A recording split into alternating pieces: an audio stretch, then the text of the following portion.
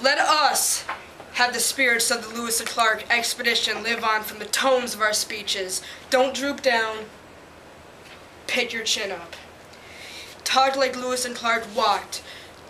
Talk strong. But do not let your strengths overcome the vibe of your weaknesses.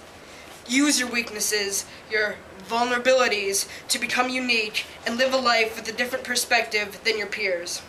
You see, Lewis and Clark, they didn't easily lollygag from St. Louis to the Pacific.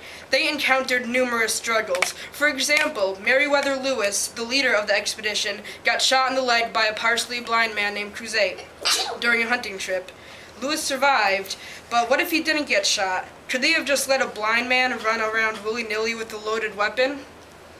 The crew was able to arrive to a certain agreement, which was to beware the blind man, since Lewis had the vulnerability of being shot.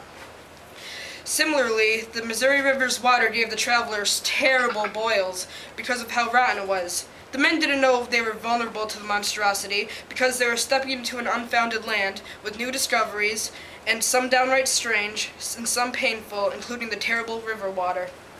But once they acknowledged the source of their sickness, they arrived to certain conclusions, such as maybe figure out a way to prevent the boils. Without the understanding of their illness, the expedition could have been weighed down severely. That is almost as if they were a child discovering the real world. I was a child once, and I learned that the cylinder goes into the circle opening of the box. The manufacturing company wants you to put the thing inside the box, but I want you to think outside of it.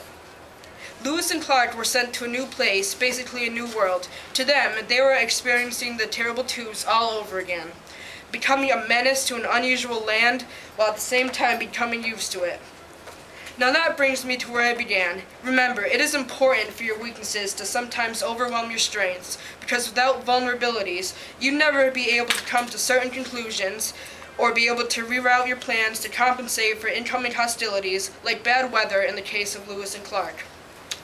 I want all of ourselves to be reminded of the strength needed to carry out the expedition, but, more importantly, the weaknesses which led to some strengths. Did I change your world?